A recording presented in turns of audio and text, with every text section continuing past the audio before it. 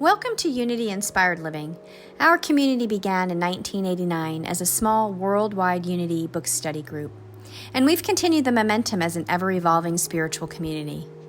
Each Sunday, you will find dynamic thought leaders delivering inspiring messages and talented musicians sharing sound healing through their melody. Here, we embrace ancient spiritual traditions, universal truths, and emerging wisdom.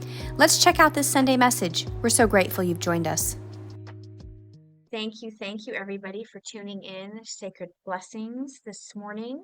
My name is Amy Vanling, and I am grateful, joyful to be in loving service as the spiritual director of this very unique, powerful, loving community, Unity Inspired Living. And it is truly my joy to be here with you each week.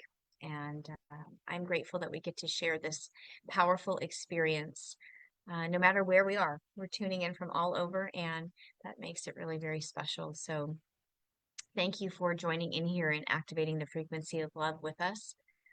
We are cultivating a place, a space in consciousness where the invitation truly is to dive deeper into oneness, into Spirit of God, into divine intelligence, and reminding us of our true nature, body, mind, and spirit, that we are reminded here of our wholeness, our divinity. So welcome into our space. Our theme this month has been rewriting relative reality, and it's been a lovely dive into rewriting our story, so to speak, and reminded that we are not separate beings observing the universe, but rather we are the universe. We are becoming aware of that, and or sinking more deeply into that, and not so much living off of old scripts and stories that maybe we've inherited, or roles we were given, or beliefs that we never questioned, but staying in rewriting relative reality, loosening our grip on all the narratives, really, and becoming available, like in that space of surrender to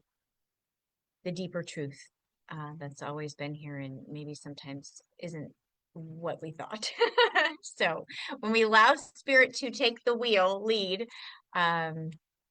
a lot of times, most of the time, a new way begins to unfold and emerge for us. And so rooting into that presence and not the past, sort of anchoring into God. So today we are extremely blessed to have the presence of a woman who embodies the light of truth and compassion, and speaks a lot about this, rewriting relative reality all the time in her talks, and how, those narratives can sometimes keep us stuck, and we are here to open up. And so we have Reverend SAVANNA Noëlle, and she is here to guide us through a deep exploration today, overcoming silence, individual and collective liberation. I love that word, liberation. Whenever I hear it, doesn't it just feel like juicy and powerful and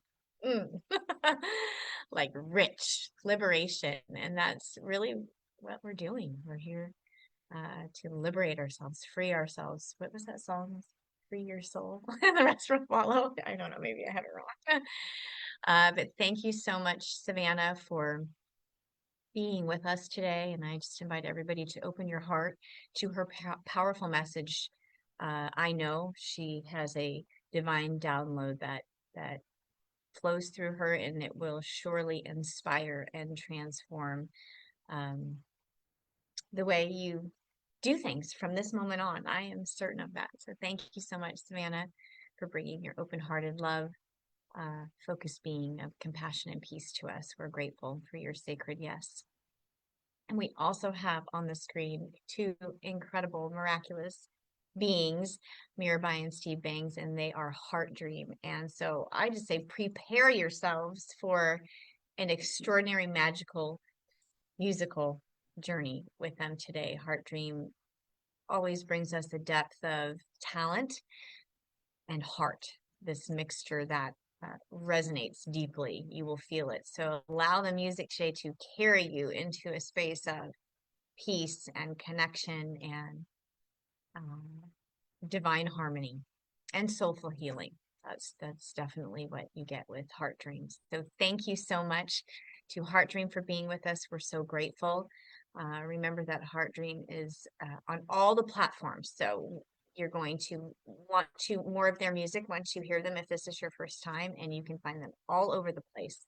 Spotify, Apple, everything. So, and their website is heartdream.com. So you can find out more about where they are and what they're doing there. So thank you both for being here. We also have on our screen the exceptional Nancy. She is with us this morning sharing her radiant light and her compassionate, loving, dedicated heart. And she is sharing our selected inspirational reading, our community announcements, and our prayer of plenitude. So thank you, Nancy, for bringing so many important pieces to our morning to us today. And we are so grateful for you. And we, all of us on this screen, welcome you into the space. We're so grateful to be together. I mean, it really is a gift to be able to commune in this way and come together because we feel each other. We, remotely, we can be together, and that is truly special. We have the ability to do that, and I'm grateful for that. So I invite you, as you enter into this sacred space, to take an intentional inward breath of the spirit. Ground yourself, come into center, know that you are the face of God, choosing the vibration of love for your life, and aligning with the one magnificent power and presence, and diving deeply into that today. So welcome in. This is Divine Appointment. I say there are no accidents. So thank you. Thank you. Hello, everybody. I see you all joining us. Jennifer is here. And she says, thank you, Amy, Nancy, for your love and dedication to our beloved community after she welcomes Savannah and Heart Dream. Yes. Michael J says, welcome, beloved. Love surrounds all. Yes. Luinda is here. Good morning, Amy, Savannah, Nancy, Heart Dream, and everyone. Yay. Hi, Karen. Sending you love. Kathy, sending you love. Good morning. She says, welcome, Savannah, Mirabai, and Steve. Florence is here. Yay. I am so grateful to see all of your faces here with us. I invite you, divine light beings of brilliance. We are going to begin with our mission statement. So I invite you to attune into what we are doing here. I feel intention is so important. And so when we anchor into, what are we doing here? It helps kind of guide the ship. And so remembering that we are here fostering love and wisdom, inspiring transformation, offering compassionate outreach, and embracing unity. And it is so powerful to be doing this together. So thank you, thank you. We are going to open with our community song now. So I'm going to hand the screen over to Heart Dream, and they have Blessing to the World for us this morning. This one's by Kieran Drucker. Thank you both so much. 1, 2, 3.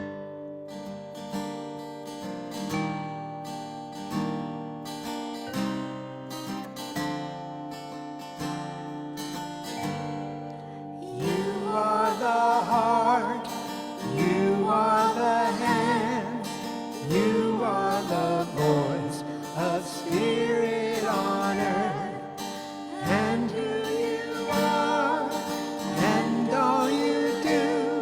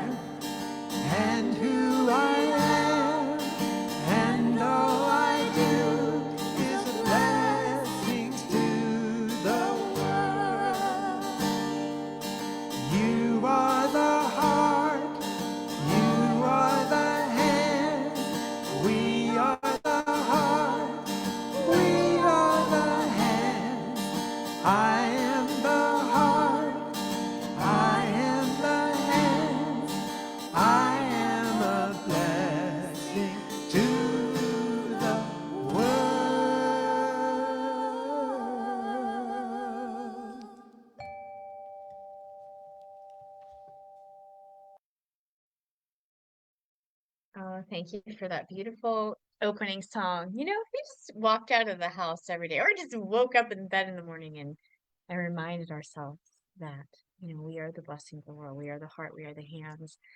Uh, most of us here do that. Think of everybody did that. It would be what a magnificent shift. So we can be part of that. Yes. Thank you for that reminder, Mirabine and Steve. We're grateful. I'm going to hand the screen back over to Nancy here, and she's got our inspirational reading and community announcements. Thank you so much, Nancy. Thank you, and good morning, everyone. Here are a few important announcements for today. Be sure to stay for the community connection after this service at 11:30. Instead of a workshop today, our after-service link is open for all those who would like to join together for fellowship. You will find the Zoom link on the homepage of our website, unityinspiredliving.org. All are welcome. And as a reminder, we're going to go through a thoughtful shift within our community and will not be meeting next Sunday, the first Sunday in August. We will be online on Facebook live stream. Please join Amy for a community conversation on Zoom on Thursday, July 31st at 3 p.m. Pacific time, using our after-service workshop Zoom link. This will be a space to be heard, to ask questions, and to be held in the loving container of our shared values.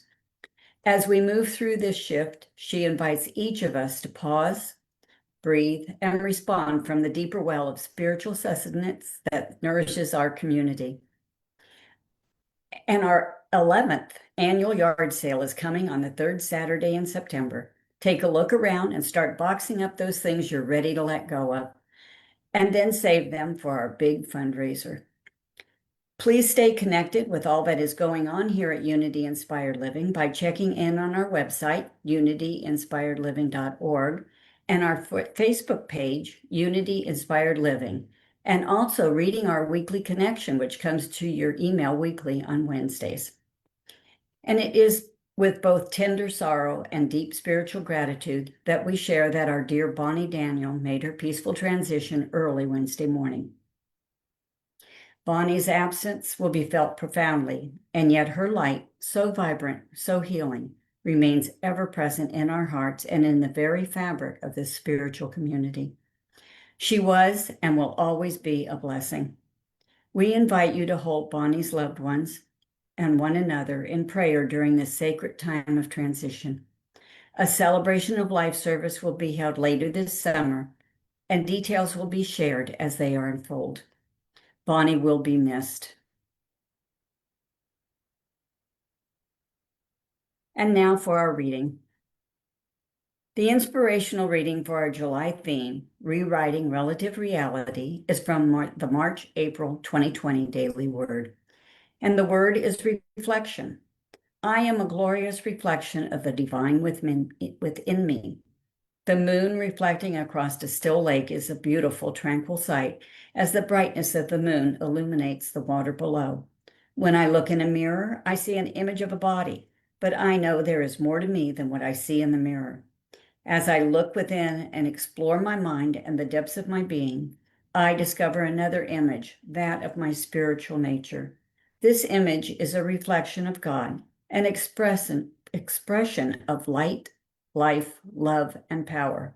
Further exploring this truth, I see myself as wise, whole, loving, peaceful, and fully capable. I relish the truth that I am a divine being, able to do all things through the infinite qualities within myself. I know that my reflection of inner being grows continually brighter and more beautiful as I let my light shine. From Hebrews 1:3, he is the reflection of God's glory and the exact imprint of God's very being. And so it is. Thank you all. Thank you, Nancy. That was a beautiful reminder, and thank you for the announcements as well. Bonnie will continue to be a pillar of our community. There's a story that I just want to share quickly in remembrance of her. Some years ago, she was having some health challenges, and she came to me to apologize and say, I can't sign up and do so much, physically. And I reminded her of how much she was doing in her beingness and just her presence there, her prayer.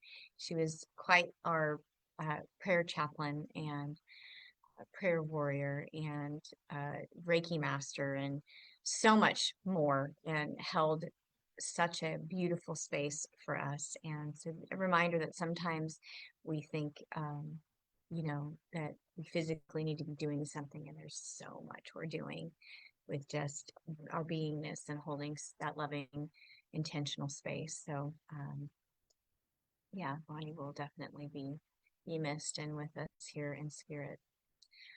Thank you, Nancy, for all of the announcements and the reading, which was beautiful. I'm going to hand the screen back over to HEARTDREAM. They have our next song for us this morning, which is Angels of Peace, and this is one of their songs.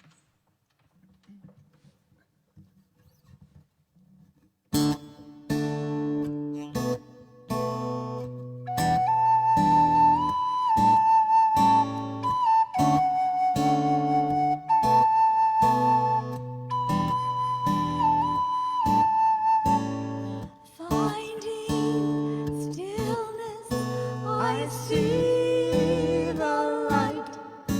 The world disappears from my sight. Kindness opens part of the land to reveal in love just who I am. Angels of peace, worries release, hands of God, angels of peace.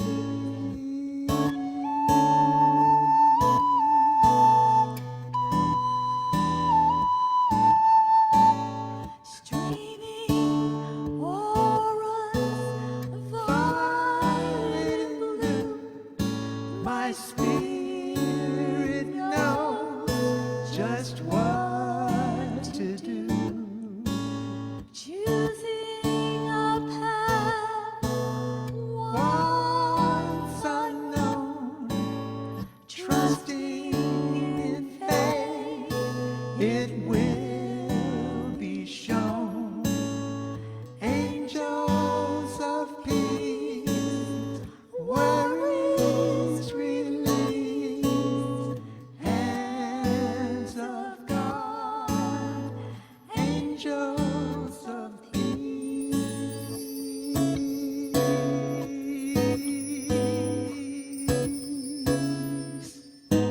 Love woven together in the garden's mist. I am the one and all in the breath of God's bliss.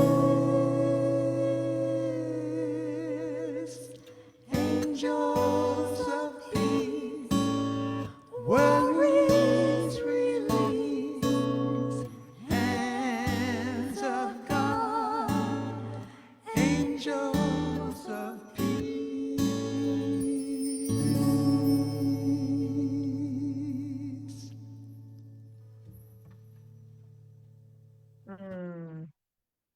What a beautiful song. And oh, it's so perfect, right on the heels of speaking about Bonnie. I was just thinking her hands, and thank you for bringing that song to us this morning, Mirabai and Steve. We're grateful. I'm going to hand the screen back over to Nancy. She has our prayer of prosperity this morning. Thank you, Nancy. Thank you. Taking a slow, deep breath, exhale. And I invite you to join me now as we move into a space of oneness with Spirit. We quiet our minds and open to the great realization of an abundant universe. We connect with an inner stillness that is grounded in the divine flow of giving and receiving. We practice gratitude for all that life gives us and accept there is more coming our way. We align and operate from our divine nature to give freely from a compassionate heart to ourselves and others, assured we are never void. We set our intention to engage in right action that attracts opportunities to prosper. We are each a very grateful spirit expanding in this human life. We are gratefully succeeding and stepping forward into greater good. And so it is. Thank you. Thank you, Nancy, for bringing us into that space, expansive space. We're grateful. Okay, we're going to hand the screen back over to HEARTDREAM for our final song this morning, and it is Break of Day. This is one of their originals, too.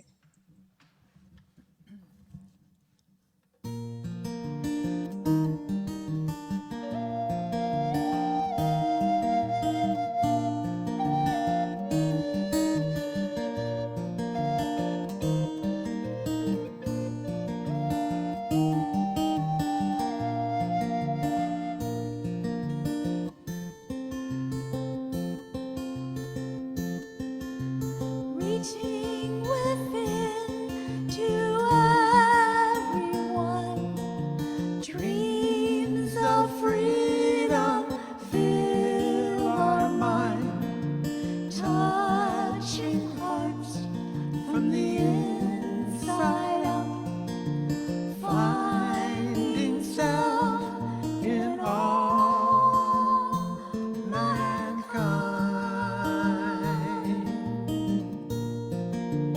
There at the break of day, sun warms our face. In the gleaming light we pray for humanity's grace. There at the break of day, in God's heart compassion reigns. Souls of kindness freely give, receiving love with blessings sing. One spirit, all in God we live. There at the break of day, sun warms our face.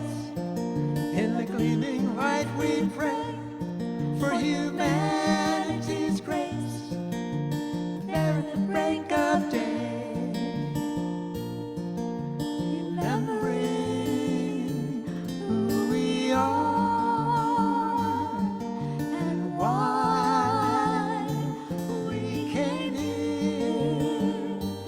We are God's loving children, in whom we're held dear. There at the break of day, sun warms our face.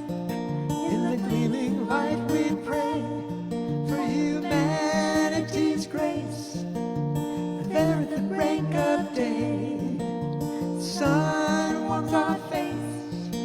In the gleaming light we pray for humanity's grace. There at the break of day, for humanity's grace. There at the break of day.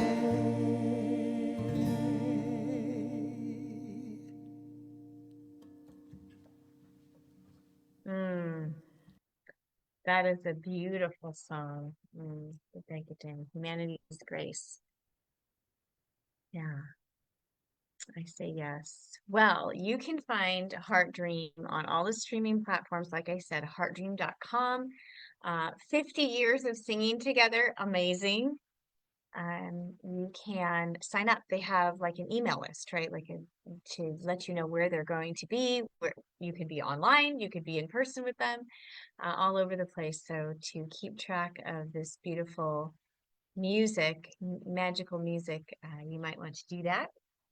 Find their website and start downloading the music. So thank you, Mirabai and Steve, for saying yes to us this morning and bringing your beauty and radiance to us. Thank you, Nancy, also for bringing your beauty and radiance. You all brought such a bright light to our morning, and we love and appreciate you. Are so grateful for the energy that you have shared with us. So thank you, thank you. We will see you on the Facebook live stream side of the morning. So thank you. I am here with the amazing Reverend Savannah, and so grateful that you give us a sacred yes to share your wisdom and your grace and your heart with us. I'm going to pray us in and then hand the screen over to Savannah this morning. So I invite everybody to drop in, center in, maybe with a deep inhale of the spirit. And in this moment, knowing that we're coming together across time and miles and space to turn within, to reconnect with that still small voice that is always whispering to us, you are loved, you are whole, you are never alone. We step back in this moment from all the other stuff, from the outer concerns, and we return to that sacred center of our being, to God. We breathe, we remember we are the light of the world, we are the way, we are the living presence of love. And from this place of openness, we bless Savannah as she offers this morning message. We cover her in love and light, knowing that her words are inspired by the highest good, and may she feel the supportive spirit in every breath, in every word, in every insight, in every pause. And we are open and listening with willing hearts. With love and gratitude, I release this word into the great expanse of love. And so it is. Ashe. Namaste. Thank you, Savannah, for being with Thank us this you. morning. That was so Take us away. beautiful. I will, I will. Good morning, everyone. Oh my goodness. I'm joining you from not so sunny Seattle, which I have to say, we live for our summers here because we get 8 months of clouds. And so unfortunately, we're not getting that today. But I'm so grateful to be here always. It's my joy and honor to share a message this morning. And this one, I have to say, is this one is a big one. This one is one of those talks that comes through, you know, like a stream of consciousness, and my voice might quiver a little bit because a lot of it is quite vulnerable, what I want to share this morning. But it actually is speaking to the very thing that I want to talk about, which is overcoming silence. What our individual and collective liberation is, just in terms of where we are as spiritual people, where we are in the world of effect and in our individual lives, and what can we do in this moment to show up to the moment, and what is required of us to show up to this moment. And what I've noticed recently, and I ask you this, how many of you have been holding your breath? Like, how often are we holding our breath, not taking a moment to become still? I have a friend who, he's a colleague, and he was sharing recently that because of the heightened sense of uncertainty and craziness happening in our country right now, his spiritual practices kind of waned. And that the need for meditation and stillness has become more prevalent. And I would agree with him. Um, I think that, before I jump into this whole topic around silence and the transformative power of speaking out, I think we have to really go back to some roots. And when I talk about roots, I want to give you some context. It's really difficult, I think, to talk about speaking out and what that even means individually and collectively if we don't talk about regulation. And I don't think that they're mutually exclusive. I think what I'm going to share here brings up this dichotomy of a yin and a yang of sorts. And it might bring up both the good news and the not so easy news. And as I was saying before, my friend was sharing that his spiritual practice has had to like double time. And I become super aware, as many of you probably have, of the impact of stress and trauma on my nervous system, of being inundated constantly with information. and how this affects every area of my life. Like, what would it really feel like to get rid of, or at least put my phone away or put my devices away? And what would it actually feel like to fully disconnect so that my nervous system can regulate? And so I think that our ability to self-regulate affects our basic need for survival and our ability to rest and to reset and to digest and to heal. And that our healing is directly affected by not only the mind, as we speak about in this teaching, but it's the power of our intentionality, of our focus. But it is affected, like if you were to look at, epigenetics, it's affected by the environment that we find ourselves in. It's our conditioning. It's what we are fed socially and literally. And so stress, if we were to just think about this, stress being this huge factor in our dysregulation, in anxiety, in depression, in weight gain, in all of the mental health stuff, that we might be experiencing. It really then brings our teaching of new thought principles both into our world to a greater degree, I think, as a tool for many. But I also believe it is kind of a privilege. And I think this word privilege, like this could be an entirely separate sermon, but I want to say it's a privilege because I can give you, many examples of how, Nelson Mandela overcame apartheid, by the power of his mind and where he put his attention and what he was feeding his mind and freeing his mind in that jail cell for all those years. And I can also speak to how, like many stories of the rightful use of this teaching. And I always get questions from students about, and these are the hard questions, and these are students like, well, what about those people in the Middle East? What about those people in Gaza? Or those people that are going through really, really difficult times? Where is New Thought philosophy and science of mind there? Where is oneness there? How do we ask someone in such poverty and survival and crisis and houselessness and landlessness and to think a new thought, to affirm what they want when it is so dire and so real to them? And these are really big, big questions. And I struggle with this daily because I think healing does not happen when we are dysregulated. It doesn't happen in fight or flight. It happens in rest and homeostasis. It happens in stillness. It happens in creating those new synapses in our brains and those new neurotransmitters when we reshape our patterns in our thinking. And it happens when we are in recovery.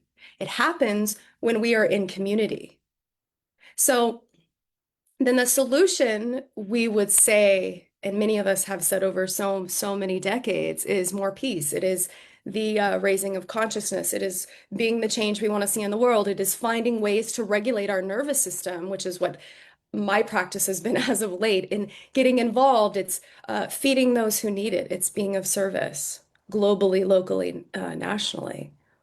But one of the things that I think Science of Mind does for us in the privilege of it, because not everyone has access. Not everyone, like I said, it's really difficult to tell somebody to, think a different thought or to focus on their minds when they are just trying to feed themselves, right?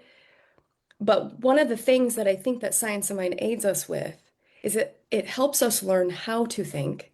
It aids us in getting curious, in disrupting the condition and the status quo. And in its privilege, if you have access to it, it offers us this chance to re-remember, as Amy was saying before, who we are and how we are connected, but only if and to the degree that we are practicing it. I remember many, many years ago, it feels so long ago now, when I was 16 years old and I was working within the Centers for Spiritual Living. At the time, it was called United Church of Religious Science, and it was, I don't know, 20 something years ago. I was elected as this youth community leader globally for all youth. And I remember asking, well, what does this position do? And they said, oh, well, you're just going to be the voice for all young people. And I thought, "Ugh, I don't even know what that means. That's such a big responsibility. And I thought, well, what does it mean to be the voice for all youth? Um, because if you look back at the teaching of just the religious science path, Ernest Holmes, really, he was the founder of the Science Mind teaching. He really didn't speak much about youth. Youth were not as prevalent. They were not, he was speaking to a demographic on the East Coast that were, progressive Christians. And so there's kind of been this over the years old school view of youth in the churches. And so it was more focused on teaching, like the teaching as a teaching chapter, than it was about community building of families and young people. And so I remember all of those years in my early years in this teaching, I was spending those years speaking in places where youth were not seen. Youth were not heard. They weren't even brought to the table, really. And it wasn't very essential. And so I spent a number of years talking about the importance of young people in our communities so that we could at least get a seat at the table. And so, interestingly, 25 years later, here we are. We're all in our 40s and 50s now. And the irony is that at 16, I had no roadmap. There was no procedures or policies. I just knew that young people were always invisible and that they were hidden. And we always sat in the back. And fortunately, years later, that path created this ripple over many years, and the organization has a place for young adults and youth now. But it's an area that we've always struggled with growing to expand our organizational reach. And so as a sole minister now, not affiliated with any one church, I'm still using my voice. I mean, that's still carried over, even if it's not in a conventional way. I've always been, you could say, and I think some of you know this about me because you've known me a while, I've always been kind of a rebel, wanting to be on the cutting edge of something new and exciting and something different and something greater than our small communities and new thought. And so I say that because using your voice and speaking out and being of service and learning to heal can show up in so many different ways. And one of the biggest ways right now that I think we can, that it is in our control, is to heal our nervous system. I say all this about our nervous system because I really have a difficult time speaking about the power of speaking up without first doing some inner work, or at least having this awareness that you are dysregulated and therefore you need to go meditate, or you need to go get regulated, or go exercise, or pray, or go get aligned. And I think that as conscious people wanting to evolve and grow, this is our primary work. Like, it is very difficult to heal in the world if we're not healing within community and healing within ourselves. And so if we are all plugged into the news and every day, and everything that would take us away from that, then we have to reprogram ourselves to sit still. Because in our stillness is when we get to recharge and to align and to really go, oh, what is my purpose work? Where am I called to serve? Where am I called to speak up and speak the truth in my life or in the greater world? And speaking up, I'd say it's one of the scariest things for many. I mean, I use the example of Barbara Streisand. She's terrified to this day of being on stage. It's one of her greatest fears, and yet she's such an incredible singer.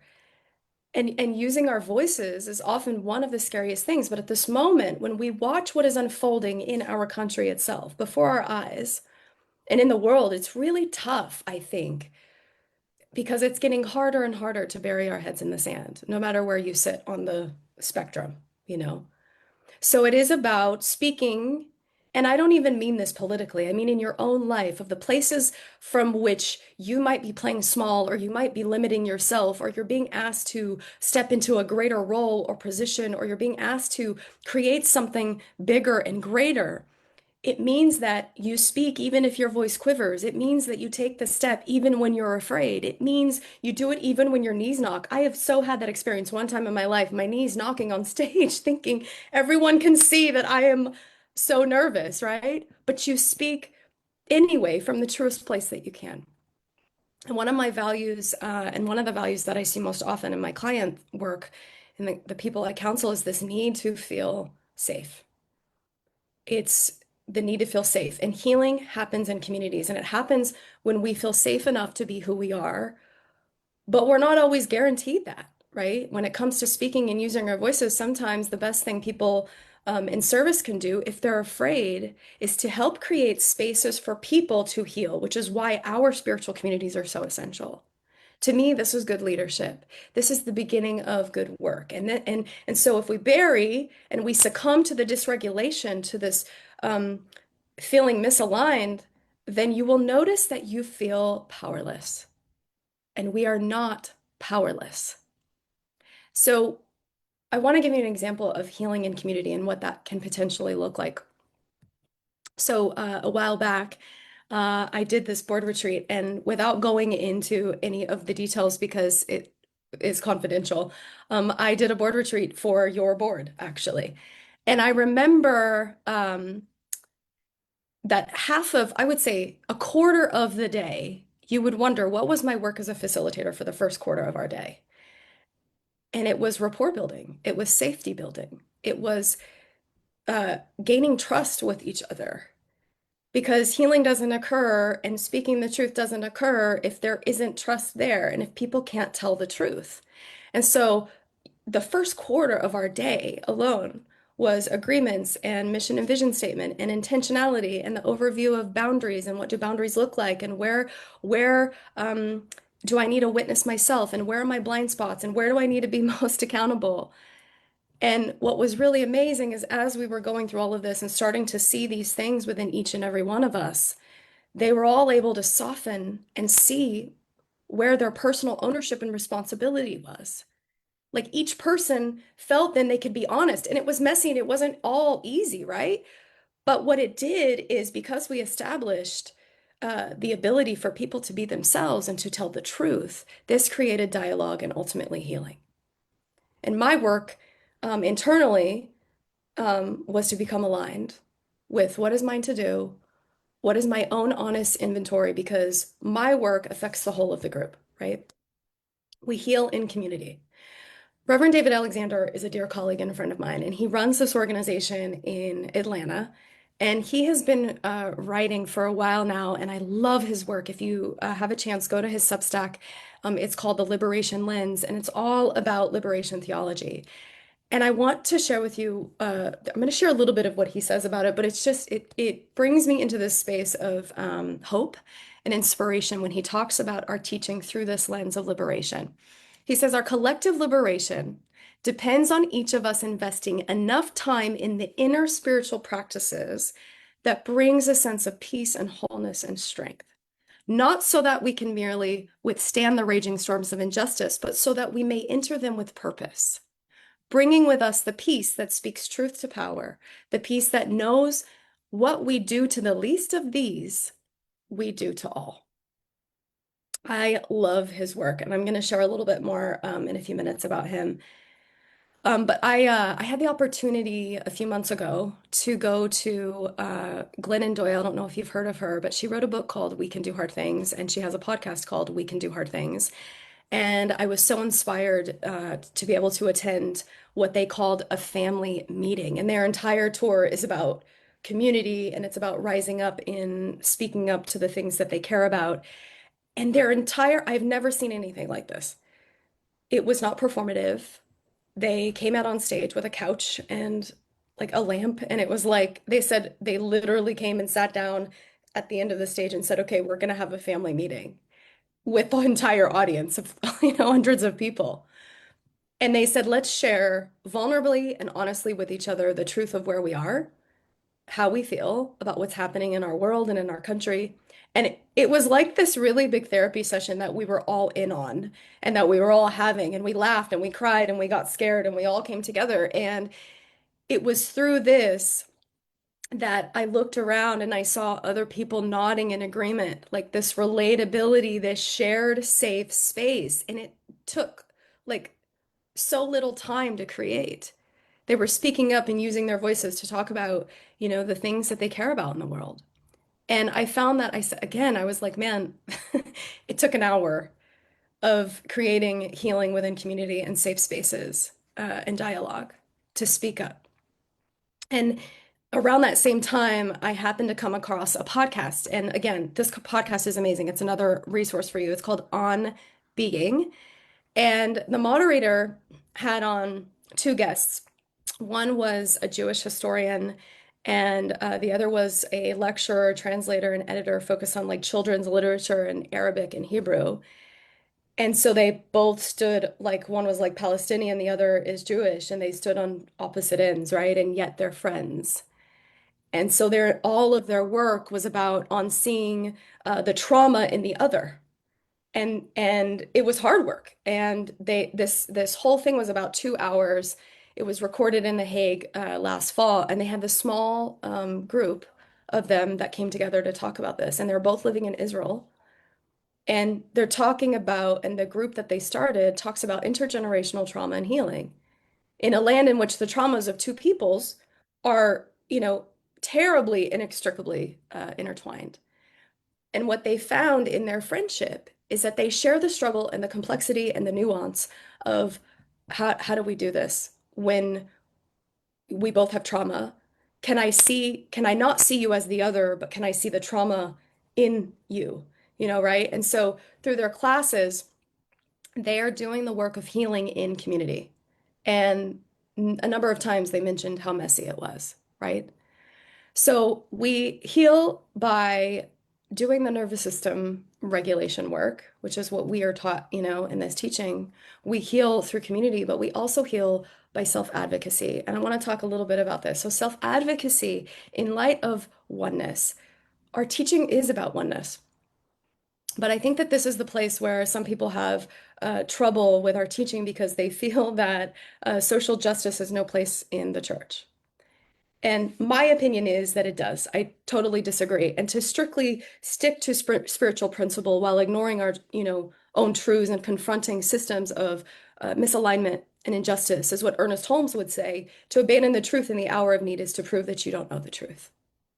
So we heal through self-regulation, we heal through community and taking action and speaking up. But self-advocacy, when we add this piece, to me, this is the juice of all of it, where we look at self-advocacy as a spiritual practice. And what it means is it means that it begins with knowing your worth and honoring your needs and voicing your truth.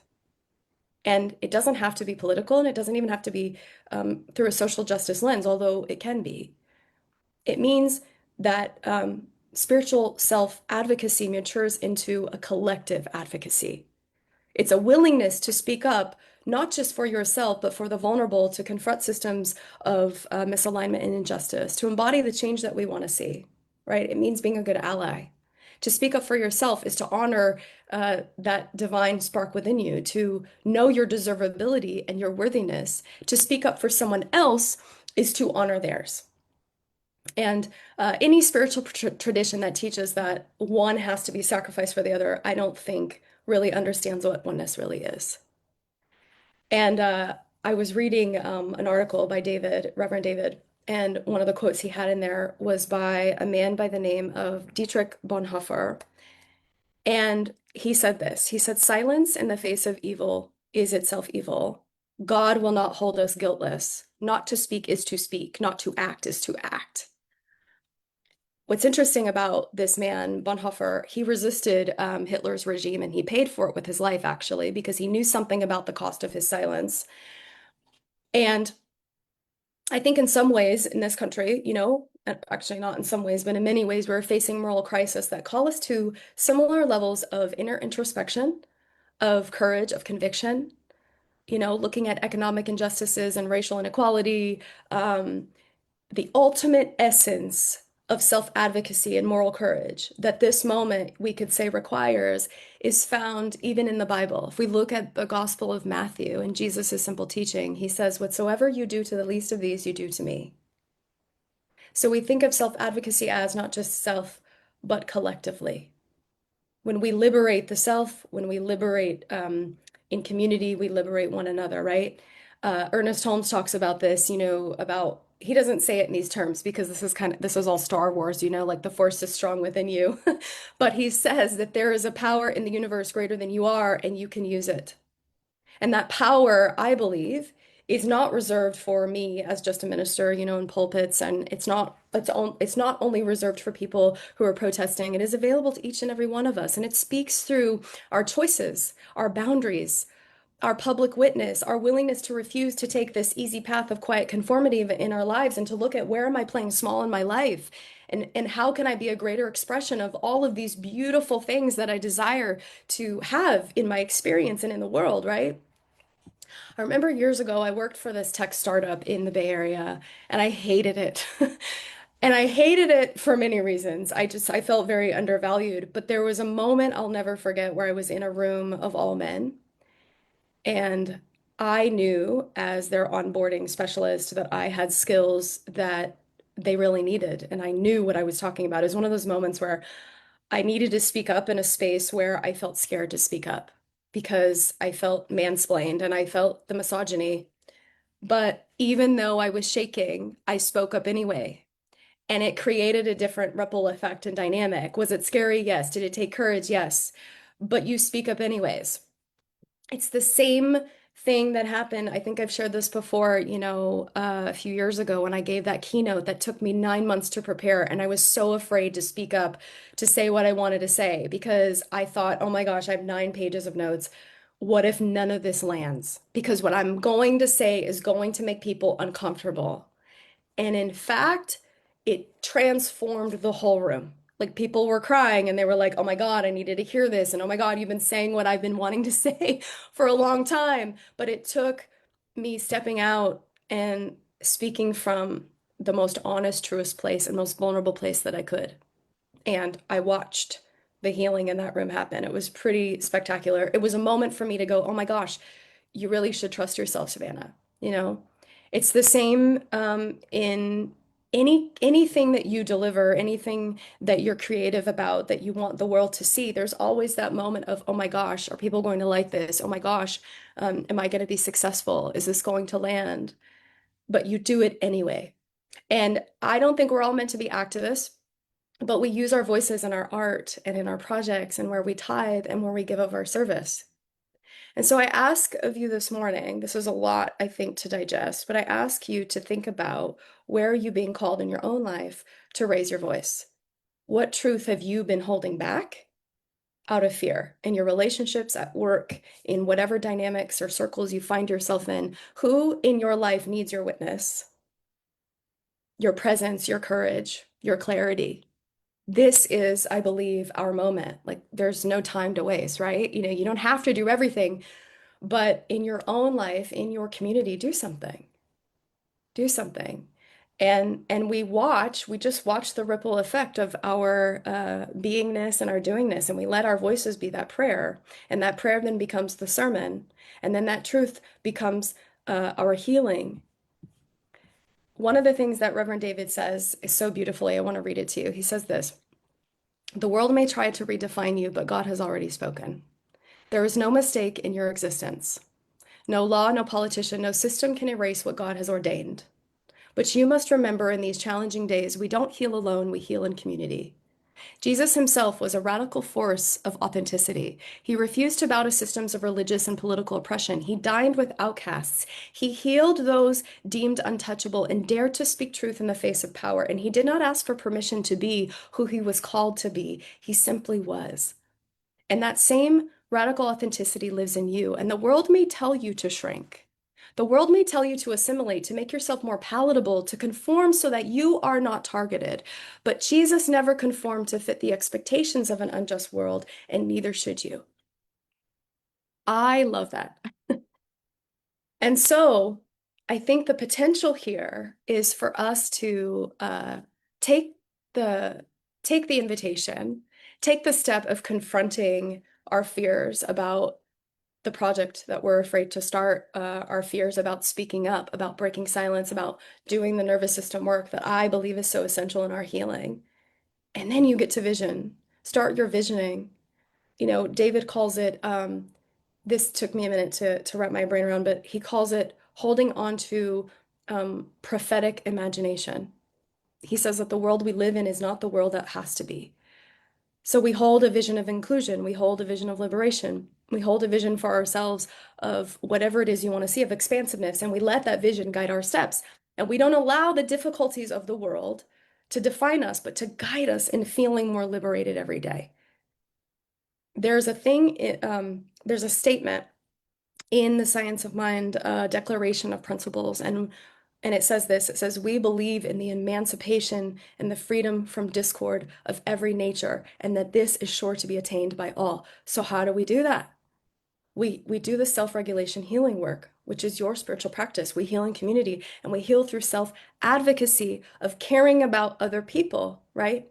So if you take anything from this talk this morning, it would be this: to do anything and everything that you can to come into alignment with the truth of who you are through prayer and meditation, to regulate your stress and your nervous system to the degree that you can be a powerful, prayerful, peaceful force in the world. And this is my work. I think it's your work. You will heal your anxiety. We will heal our stress, the ways that we're walking through the world afraid, our depression, through learning this skill. And it is, I believe, essential to our purpose. I want to close with this quote that I think is really beautiful, and then I'll say just a short prayer. David says this. He says, "I am a vessel of peace, not because I avoid the storm, but because I enter it with courage, clarity, and divine strength. I bring calm where there is chaos and truth where there is confusion. I am the presence of peace in every storm, and I break the chains of silence with my courage, and my voice empowers myself and others to claim liberation." So let's take a breath. And we just take all of those words in, all of this information into our hearts, and we breathe it in, accepting and knowing that, yes, we truly are a vessel for peace and power and poise and confidence. That the power and the presence of life itself is breathing into existence as me, Savannah, and as every person watching this, listening, tuning in. That this power, this presence is the very essence of love itself. It is courage, it is insight, it is transformation, and ultimately it is healing and alignment. And so I claim calmness where there is chaos. I claim truth where there is confusion. I claim presence and peace where there is a sense of separation or lack. I claim abundance where there might be this feeling of not enoughness. And I claim liberation for each and every one of us, knowing that we are each walking our path in our own way and that it is absolutely on purpose. And so we take the gems and the jewels from this talk and we go out and share them with a friend, with another, so that we might be a little brighter, a little more joy-filled, a little more present. So I release my word now into the activation of love itself, and I know it does not return void. It ripples and it magnifies. And I let that be the truth. And so together we say, and so it is. Amen. Ashe. Namaste. Yeah.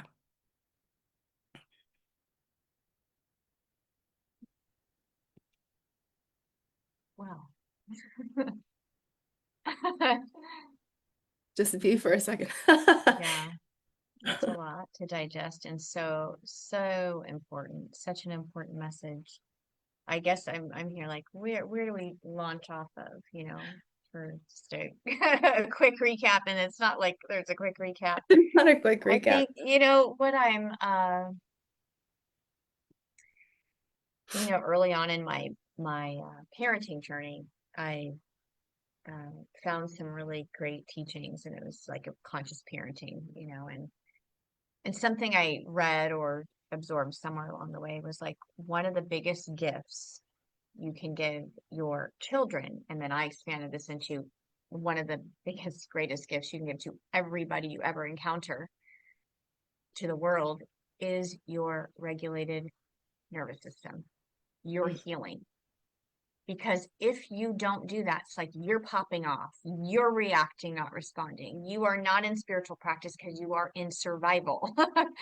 And like if there's just one thing to like focus on, and I think that, like, I call your the healing of the nervous system your spiritual practice. Like that is your spiritual practice, to come into alignment. Like we want to separate like the self-help, section Mm-hmm. in Barnes and Noble, like all these different like pieces, but it's all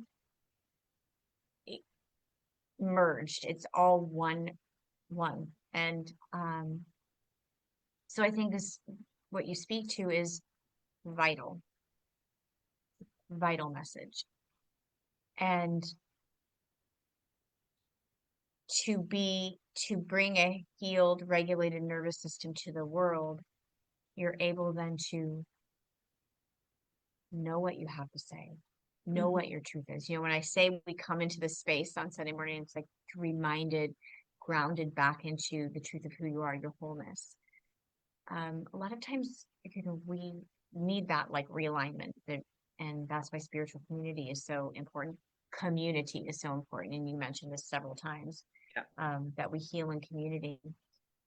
I think that's really an important part to talk about, especially now, because the levels of isolation and loneliness, and that's a killer, you know, on many levels. I don't I don't have the details, but there was a situation that happened many moons ago where babies were given like bottles and fed, so they had physical nourishment like food and fluid and all that, but they weren't touched and they Yep. perished. Yep. In like how profound, right? So we need each other. We really do. We are communal beings, and I think with the internet and the phones, we have sometimes a false sense of being with one another and Connection. Yeah. yeah, connection. And it's Well, and and then also it feeds the dysregulation. I mean, that's the thing that I'm realizing so much more now than I ever did, is that we're so addicted that our way of regulating, we think, is by scrolling, or it's the dopamine hit constantly. And so our work, I think the most powerful work we can do is the meditation piece. I mean, I've never thought of it as intense as I am now, just because I notice so much more clearly how dysregulated I am and how important it is that I'm clearer, I'm on purpose, I'm a better person when I'm aligned. right, And and that takes slowing down and being still, and that is not comfortable for, I would say, most people. You know, when you begin to do this, like I'm in my own silence, like what do I do with this? Like we're so used to having noise, the noise of the world, the noise of the, you know, social media, whatever it is, the noise. And so I think it was, I might be wrong about this, but I follow someone on Instagram, I think you do too, the holistic psychologist. And I Mhm. think she had a great post at some point about when you begin to heal, you might become very bored or you might become very tired. Like Mhm. your body finally relaxes enough and you're like, I'm exhausted. I've been like up here, like living in this heightened survival. That's the thing, is like we live in this survival state. Our body never is able to. We think maybe we're laying in bed, but if you're scrolling, your brain is still on, Right. Yeah. right? Yeah. And It's getting that's ourselves back to homeostasis. And to your point about children, one of the various gigs that I do, I know you know this, as I am with littles, I work with little toddlers. And one of the thing I noticed, I didn't realize the impact of my presence and what that was going to be like. And now I'm realizing it is that. I didn't really have that as a child. And when I'm rocking them to sleep, there's a certain vibration that happens in even just the song I choose or the words or the humming that I choose. They will literally, I can feel their bodies like fall into me, right? Of just, they're out. And I'm like, that is homeostasis. You're yeah. teaching, and you're right, like teaching them at that age to self-soothe and learn, and it's Yeah, well, power it's co-regulation, regulation. right? And we Yeah. need, and baby children go to their parents for that. And when the parent is so dysregulated, it's like they never know what regulation feels like. And it's where our partnerships, you know, our significant others, our friends, our, you know, we co-regulate with, and that's why community is so important. Yeah. And being with those people who are doing the healing work as well, so that it is co-regulation, not constant dysregulation and um, the dysfunction and all of that keeps our anxiety heightened and But imagine what would um, happen if these tools mindfulness and all the things we've been teaching forever and ever. What if more people were doing that? It would create the healing spaces for dialogue and for peacefulness and for, solution. That's the place we have to get to. And getting to know who you are. I remember talking about this piece of like using your voice and speaking out and speaking up in this was particular to a relationship, but and I remember her saying to me, I don't I don't know my voice. I don't really even know myself. It's like you don't get slow enough to know, what do I even have to say? Mhm. What do I really feel? Because there's so much noise that's like, oh, you have to get to know that part of yourself, and you can't do that when you're not still and working on that quiet regulation. So, so much here. Two things before I forget. The Yeah. last two quotes that you gave us about that, I think they were both David. Yeah. One about Jesus, I think something was Jesus was saying, and then the last one. Mhm. I know that people are going to ask for those. So if you'll email them to me or Yeah, text I them can to do me, that. and then I can share Do those that. out. So Yeah. let me go back into our chat and see. Jennifer says, thank you, Reverend Savannah, for this motivational, inspiring, and powerful message. Truly grateful. Mirabai says, thank you for opening our minds to the truth of who we are and our purpose as vessels of peace. We are transformed. I love that. The vessel of peace. I think that was part of the quote, like Mhm. Yeah. not, yeah. What you were talking about, I'm not avoiding. What do you say? I'm not avoiding the storm. And that quote, that was beautiful. Nancy says, thank you so much for this empowering message. Kathy says, thank you so much, Savannah, for your very heartfelt, important, and inspiring message. I would very much like to know the title of the book you referenced several times. Hmm. I didn't reference the book, but I did reference Reverend David Alexander's work, which is called The Liberation Lens on Substack. And Substack Substack, that's right. is a great place. You can find me on Substack too, which is cool. We both recommend each other. And he has a book called Freedom from Discord, which is incredible. And it's all about liberation theology. So it's all about our teaching, but from the lens of liberation, which I think is amazing. Yes. Yeah. Hopefully that answered your question, Kathy. I feel like there was another something you mentioned. It wasn't on Substack though, was it Oh, a I mentioned a podcast, and the podcast name podcast? is called On Being. Being. It's such a good podcast. That's what you did It mention. reminds me of NPR kind of, but in it's just good. Just go listen to it. It'll make you feel more zen. Okay. Yeah, Those were the two things I remember. So the Substack was the Liberation Lens, and then Relation On Being, Lens, the On podcast. Being, So, and We Can Do Hard Things is another great podcast if you're into the Glennon Doyle's work. oh, maybe that was what Kathy was Oh, We thinking Can Do Hard that you Things. mentioned, Glenn Doyle. Yeah, okay. Okay, well, I think we covered it all now. All the So many references. resources. Yeah, so many stories. Well, you know what? It's all in the collective, and that's why it's there for us. Yeah. I don't know. I know people get like, oh, especially like quoting or using. It's like we all use each other. Like we do have a very similar through line in our message, right? Like peace, love. Like it's not like that crazy different. We just all say, in a little bit of a Express it different way. And differently. Yeah. when we pull from different people, it's like it's just enhancement. And I think Right. it's so important to do that. We're Yeah. working together. So Luinda says, thank you, Savannah. Living our truth, remaining grounded, being a beacon of love. Indeed. Indeed.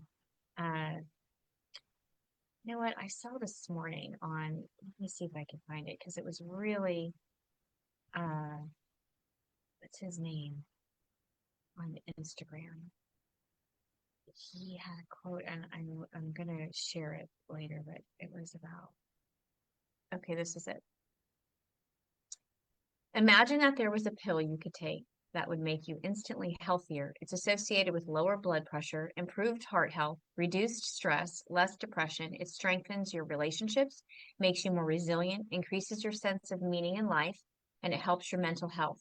On top of those incredible benefits, the pill doesn't cost any money or have any negative side effects. People would be begging their doctors for a prescription. that pill exists, and it's called love.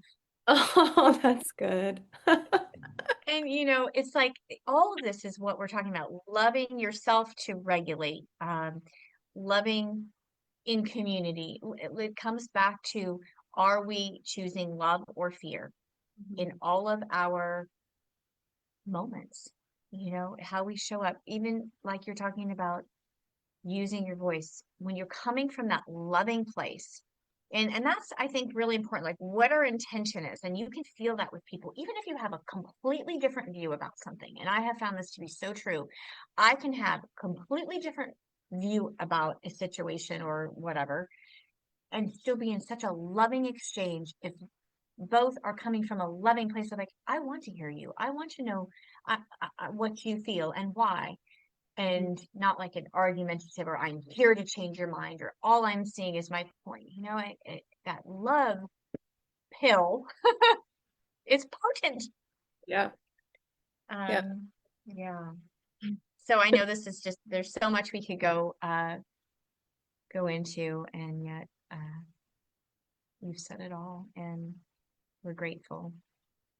The last quote you ended with, bringing the calm to the chaos and peace and presence to Every storm. yeah, every storm. And we have that ability. And I like, what did you say? You said something I thought was really great. Something about like, we're not all meant to maybe be activists or vocal, but we do it in our own way. I don't know why it's coming into my head, like, Yeah, Linda does our flowers, and we they're do always it through our, beautiful. we do Yes, it our through our art and creativity. our projects and our Mhm. the groups we're involved in, and yeah. Yes, exactly. Like, we're not all meant to be showing up in the same way. How did you start with something about God? Something about God already That ordained you're you. already, yeah, you're already ordained by God. I Something don't like know that. what Yeah, you like said. there's no question about like why you're Your here, your purpose, existence, or yeah. your existence. Exactly. Exactly. Yeah. Thank you, Savannah. We love You're and appreciate you welcome. so Thanks for very, having very much. me. Good to We're see so some, grateful. well, not see Mwah. familiar faces, but to read familiar people. Yes, it's everybody in the chat. Exactly. Yeah. So grateful for that. Everybody, thank you for being here. We're going to close with the prayer of divine awakening, which I'm going to put up on the screen right now. And I invite you to um, make this your own. Feel into it. I have it here. Yes, I do. The prayer of divine awakening. It's a new day, a beautiful day, a new beginning. I embrace this day with new eyes, an open heart, and expansive mind. I choose my vibrational frequency deliberately and consciously, harmonizing with life's events. I am receptive to source energy, divine guidance and wisdom available to me at all times. I commit to serve unconditional love fully and completely. I move forward in a state of appreciation, an extension of the one magnificent power and presence. I am sovereign, whole, and free, claiming dominion over my life as I go in peace and awaken to my divinity. And so it is. Shine on, bright beings of love and light. I will see you next week. Remember, we are online. We are not meeting in person next Sunday. We will be here. It's a date and a divine appointment, same place, same time. Thank you, Reverend Savannah. We are so deeply grateful for you. Thank you, everybody, for tuning in and tuning within and receiving this really very potent, rich, powerful message for us this morning. The community connection link is open on Zoom for anybody who wants to come in and be in community and do that thing we do in community. Love each other. I love you all dearly. Thank you, Savannah. See Blessings. you. See you soon. Bye.